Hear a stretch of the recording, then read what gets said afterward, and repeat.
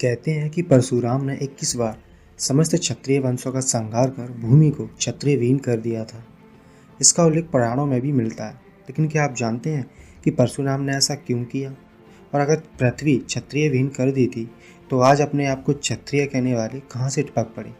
जी हाँ, ये भी एक कपोल कथा है, बाकी की अन्य कथाओं की तरह। इसलिए इसे बस मनोरंजन के बेस पर ही एंजॉय करें और जिसकी भावना आहत होती हैं वो वीडियो से दूर रहें। तो मिथ्स एक्सप्लेन की एक और वीडियो में आप सभी का स्वागत है।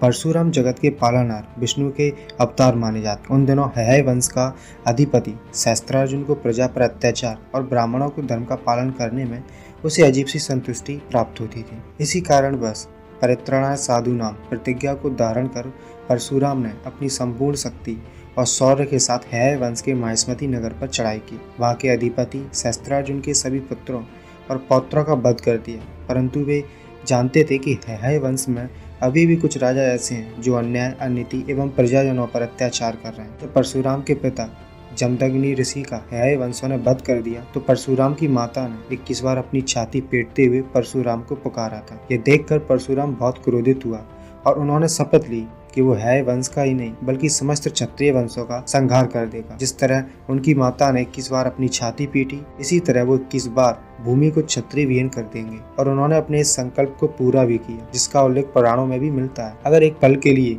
इसे सच भी मान लिया जाए तो क्या उस समय ये क्षत्रिय वाला कॉन्सेप्ट था, मतलब वर्ण व्यवस्था थी?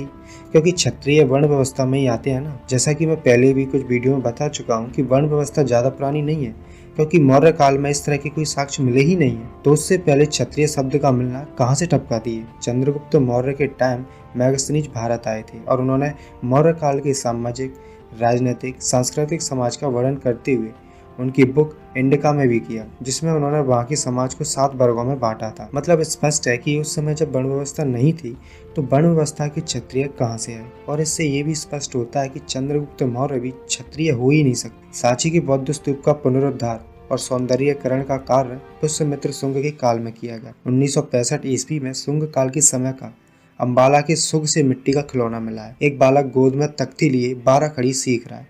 तख्ती पर वो आ ई से लेकर अंग और आहा तक कुल 12 स्वर अक्षर लिख रहा है, जिन्हें उसने 4 बार दोहराया है। कार्बन डेटिंग की वैज्ञानिक पद्धति से उस खिलौने की आयु शुंग काल के आसपास की मिलती है। हरियाणा के अम्बाला जिले से मिला वो खिलौना दिल्ली के राष्ट्रीय संग्रहालय में है। लिपि वैज्ञानिकों ने इसी आधार पर बताया प्राकृत वर्णमाला में शुंग काल से पहले श्रा स्वराक्षर नहीं था। ऋषि वाला रा संस्कृत की विशिष्ट ध्वनि है। जब शुंग काल तक रा का लेखन अस्तित्व में नहीं था तब ऋग्वेद और ऋषि जैसे रा से जुड़ी शब्दावली में लेखन नहीं थी। सबसे बड़ी बात है कि उस काल में संस्कृत का कोई साक्ष्य ही नहीं मिलता और उस काल में जो लिपि प्रयोग में आई थी वो लिपि पाली थी और पाली लिपि की भाषा में कुछ ध्वनियां नहीं होती हैं, जैसे आपको स्क्रीन पर शो हो ही रहा होगा, जिसमें से क्षत्रिय का छा शामिल है। फिर इन ध्वनियों से बनने वाले शब्द कैसे हो सकते हैं? जब शुंग काल तक ये शब्द नहीं थे तो परशुराम ने किन क्षत्रियों का विनाश कब कर दिया? जिस तरह से हिंदू धर्म में कई तरह से कपोल कल्पित फर्जी कहानियां भरी पड़ी हैं, उसी तरह से ये भी एक फर्जी कहानी है। हाँ, हो सकता है ब्राह्मण क्षत्रियों पर अपना विशेष अधिकार और सम्मान बनाए रखने के लिए बनाई गई कहानी हो, पर है तो काल्पनिक ही ना। चलो अब हम अपनी कहानी पर वापस आते हैं। आप 21 बार क्षत्रियों का विनाश कर दिया, ये तो ठीक है, पर आज जो क्षत्रिय हैं वो कहाँ से आए? महाभारत आदि पर्व में क्षत्रियों को ब्राह्मणों के पुत्र कहा गया। परशुराम ने 21 बार क्षत्रियों का वध किया, लेकिन उत्तर महाभारत में क्षत्रियों की उत्पत्ति कैसे हुई इसका भी उत्तर है। 21 बार पृथ्वी को क्षत्रियों से वंचित करने के बाद महेंद्र पर्वत पर